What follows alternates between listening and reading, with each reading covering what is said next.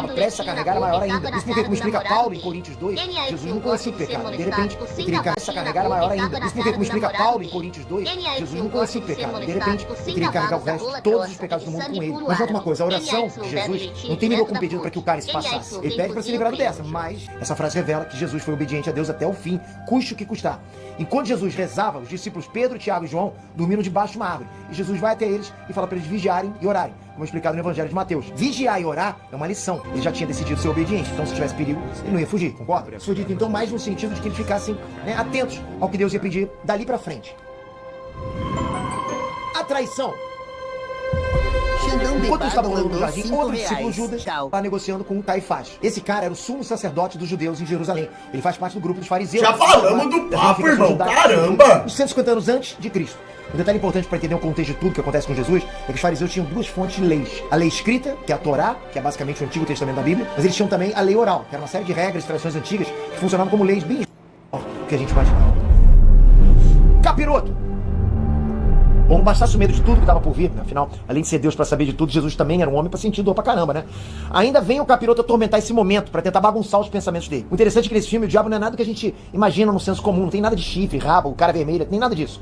Ele é um cara com um rosto delicado e quem interpretou esse personagem foi uma mulher, a atriz e modelo Rosalinda Calentano. E essa escolha de colocar o tinhoso com essa figura delicada, sem sobrancelhas, faz uma certa conexão à origem de Lúcifer, que era o mais bonito de todos os anjos. E claro, né? Com a atração de que os anjos não têm sexo. Então ficou essa figura andrógena. E tem um detalhe que muita gente também não viu, mas a pontinha do rabo da serpente aparece saindo de uma das narinas do diabo. E só depois a serpente sai dele e vai rastejando pelo chão até chegar em Jesus. Isso faz referência com o livro de Gênesis. A Bíblia fala que a serpente era o animal mais astuto de toda a criação, e ela sempre está relacionada ao pecado. Muitas vezes a serpente é associada ao próprio diabo, justamente por causa do lance do jardim do Éden, Adão e Eva e o fruto proibido.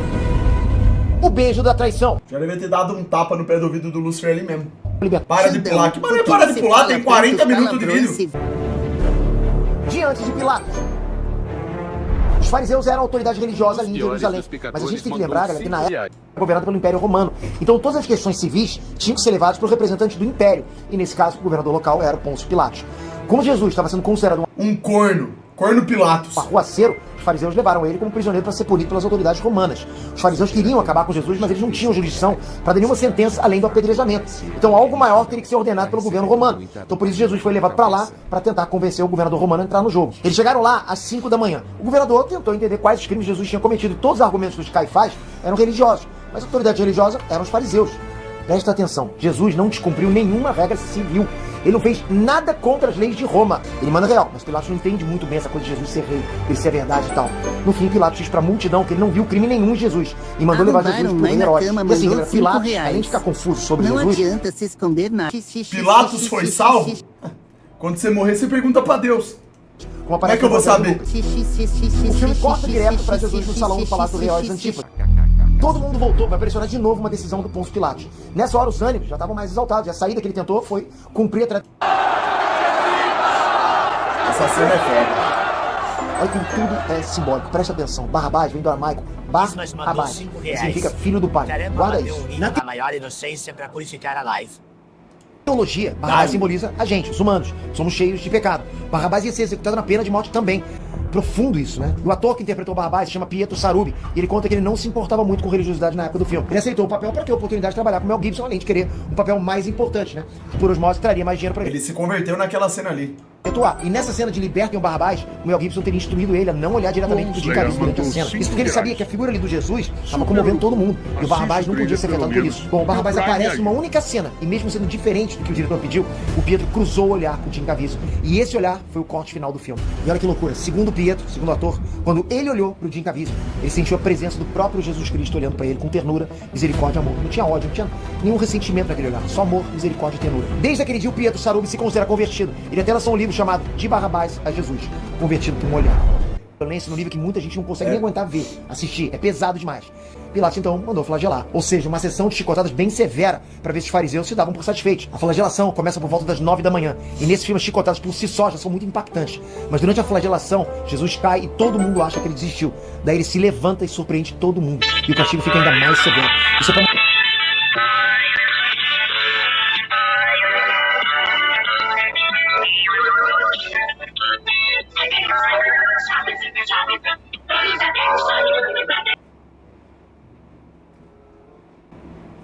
Próximo dia que eu for ficar no quarto com a sua mãe, eu vou deixar essa música no último tocando. Seu filho da puta. Só pra você ver que piada que é sua família. Para mostrar a dignidade que Jesus teve que cumprir a sentença. Em momento nenhum, Jesus se desespera do jeito que a gente se desesperaria. Já toma e uma curiosidade das filmagens é que o ator Jim Caviezel foi atingido sem querer por algumas chicotadas dessas aí, e tem ferimentos reais nessa cena. Feriu de verdade o ator, que teve que ser hospitalizado. Uma das chicotadas fez uma ferida com 35 centímetros nas costas dele. Nessa cena também fica evidente, pela primeira vez, o físico do Jim. Ele emagreceu quase 15 quilos para interpretar esse papel.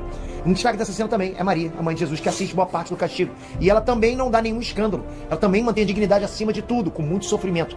Lógico, né? Outra figura que chama muita atenção nessa cena é o bebê estranho no colo do capiroto. Esse bebê sorri durante as chicotadas e é muito incômodo ver isso. Essa parte não está em lugar nenhum da Bíblia, né? Ela é uma licença poética que representa uma alegoria do mal. Bom, o que a tradição conta é que o diabo teve presente durante todo o percurso da Via Sacra e que ele ficou atormentando Jesus de várias formas. Então o fato de ele aparecer como um bebê no colo seria uma forma de provocar Jesus, né? Mostrando que até mesmo o diabo cuida do filho. Não entendi até agora, vai ter Paixão de Cristo 2, mas a história de Jesus já foi contada no primeiro. O que acha, Xandão? Eu acho que a gente tem que esperar lançar o filme pra ver, né? Henrique mandou R$5. Fala aí, Xand. O que você acha? De novo. Lê Efésios 4:20. Ainda na hora que Jesus estava lá no pátio do palácio, diante de Pilatos, Jesus olhou para o céu e viu uma pomba voando. E de acordo com a tradição, a pomba é o símbolo do Espírito Santo, como se fosse um sinal claro de que Deus estava ali com ele, que era para ele seguir o plano. E como a gente sabe, nessa noite ele se rebaixa aos pés dos discípulos para limpar os pés deles. Isso era uma função que os escravos faziam. Alguém muito íntimo, né? Com mães e filhos, maridos e esposas, mas nunca amigos. O simbolismo desse ato é que Jesus se coloca na posição de escravo e lava os pés. Salve pra Rio Preto, tamo junto, Rafaelzão. E ainda com a missão de limpar as sujeiras dos humanos. Em outras palavras, né, lavar os pecados da humanidade. Os guardas levam Jesus pro celeiro e lá eles insultaram Jesus e vestiram ele como um rei, com uma capa vermelha e uma coroa, só que uma coroa de espinhos. Depois disso ele foi apresentado de novo diante de Pilatos da multidão. Pilatos Você acha que agora o anticristo vai se revelar? Não. decidiu Ninguém vai saber quem é o anticristo. lá exibir Jesus ensanguentado, acreditando que a multidão ia se comover. E esse episódio ficou conhecido como Et Homo, que significa eis o homem. Mas o povo não se comoveu. Como eu falei, os fariseus queriam matar Jesus, mas não podiam executar a pena de morte que eles queriam. Eles continuaram a pressionar o governador a aplicar a punição que eles queriam. A cruz. Pilatos ainda tenta que Jesus se defenda, mas Jesus está focado, ele só fala verdades espirituais e não faz nada para escapar da sentença. E não querendo instigar uma revolta, Pilatos lava as mãos e ordena a crucificação, deixando claro que ele não queria ter responsabilidade nenhuma disso. A cena começa seguindo o que é descrito no Evangelho de Mateus. Eles tiram o manto de Jesus, colocam de volta as roupas dele e ele foi levado para fora para carregar a cruz até o Calvário para ser crucificado. Sustentar cada um deles, né, já estava instalado, pronto para ser usado. Jesus foi condenado em cima da hora, então não tinha um poste sobrando lá. Então ele carregou a cruz inteira, né, o poste e a parte horizontal. Até porque pensa como romano agora, né? Por que eu vou carregar esse peso todo se esse condenado tá indo para lá? É cruel, mas seria uma escolha prática para ele. Quando durante o caminho, Jesus é xingado e apanha o tempo todo e ele cai algumas vezes, tenta apanhar. E também de fraqueza, lógico, né? Esse filme é foda, né, rapaziada? Maria Madalena e João cortam o caminho para que a mãe fique mais perto de Jesus. Salve, Chuca. Preciso de um conselho. Fala, irmão. É só tudo cena certo? brutal. Estou... Essa cruz de madeira pesava por volta de 58 quilos, então era pesado de verdade. Na cena da segunda queda, a cruz caiu em cima da cabeça e do ombro do Jim Caviezel e quebrou a articulação do ombro dele de verdade. Ô, louco. Inclusive a imagem foi mantida no corte final, e é exatamente esse momento que você vê no filme. Maria vê Jesus caindo e tem um flashback da infância de Jesus, enquanto ela vai consolar ele. Isso não está exatamente assim na Bíblia, mas mais uma vez é algo que poderia ter acontecido assim, né? Porque para toda mãe, o filho é sempre uma criança. E como toda mãe, sempre que o filho cai, a mãe vai lá socorrer. E ela foi, mesmo ele sendo um homem feito. Jesus consegue ficar perto da mãe por um tempinho no meio da confusão. E ele fala para ela, faço novas todas as coisas. Isso está na Bíblia, mas não nessa parte, né? A terceira queda, a crucificação. Bom, a gente chega no auge do filme com a parte da crucificação. São cenas muito impactantes. Isso é sinceramente sem palavras, concordo. Né? Tem gente que até hoje não conseguiu ver aquelas cenas.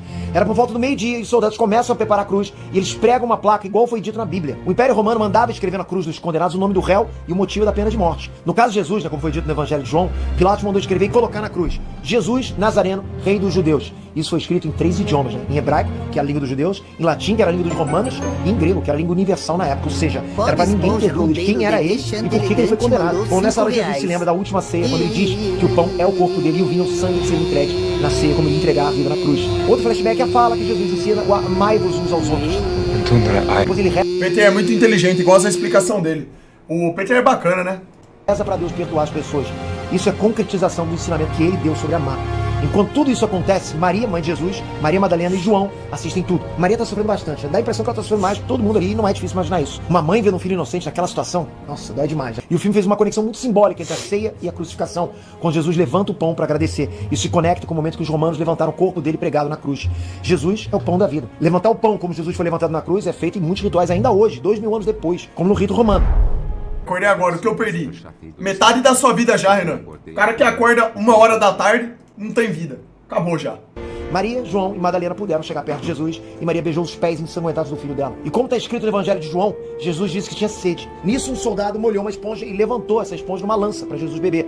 Mas ele prova e não aceita. Na Bíblia diz que ali não era água, e sim vinagre ou fel. Muita gente se comove como se isso fosse uma maldade com Jesus, mas no fundo não era. O vinagre inibe as papilas gustativas e por isso ele alivia a sensação de sede. Além disso, os gregos e os romanos já usavam o vinagre ou fel como remédio para inflamações ou feridas, né? E era também um tipo de anestésico para aliviar dores.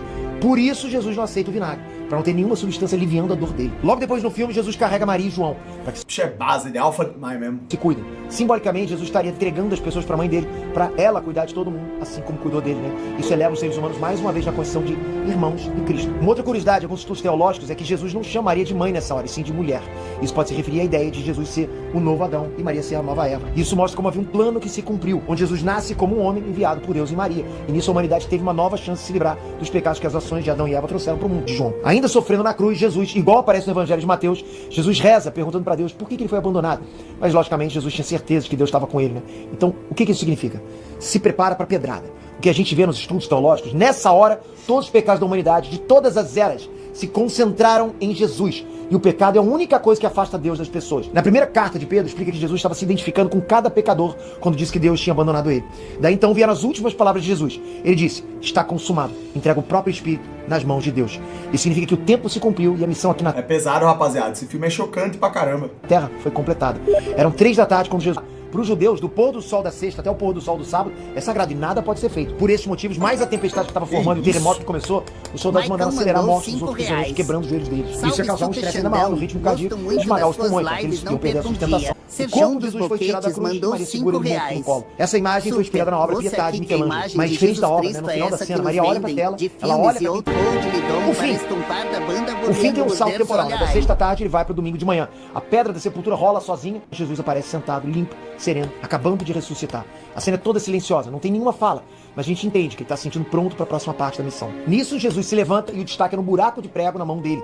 Jesus ressuscita com o corpo todo recuperado dos açoites, mas as marcas do prego e a ferida da lança permanecem, como provas de que ele é ele. Bom, a gente viu que o Jim Caviezel acabou se machucando algumas vezes durante as filmagens, né? Deslocou o ombro carregando a cruz e o raio caiu nele. Mas tiveram mais coisas. Durante as filmagens, ele teve crises de enxaquecas severas, teve hipotermia e pneumonia. Jejum de quantas horas? Os médicos alertaram Mel Gibson e ele chegou até a sugerir que o processo fosse menos bruto, mas o Jim Caviezel fez questão de seguir em frente do jeito que estava.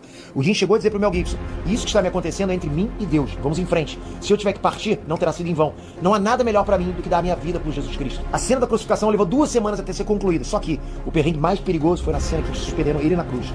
Era inverno na Itália, né, onde isso foi gravado, com temperaturas de até 4 graus negativos. E além da pneumonia e hipotermia que ele sofreu, o inimaginável aconteceu.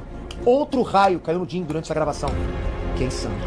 Bom, espero que vocês curtiram essa mega análise. Comenta aqui embaixo o que vocês acharam, o que vocês acham desse filme. E deem sugestões para mais filmes. Vídeo bacana do Peter aí. Falado abertamente a todos. Ensinei no templo, onde havia muita gente reunida ouvindo. Interroga aqueles que me ouviram falar. Respondes assim ao sumo sacerdote? Com tal arrogância?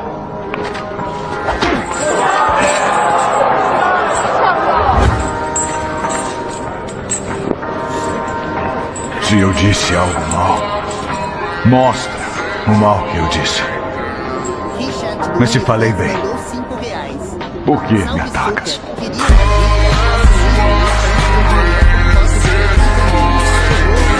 Feel my own adrenaline, yeah, I do just what I do, and I hope you let me in, yeah.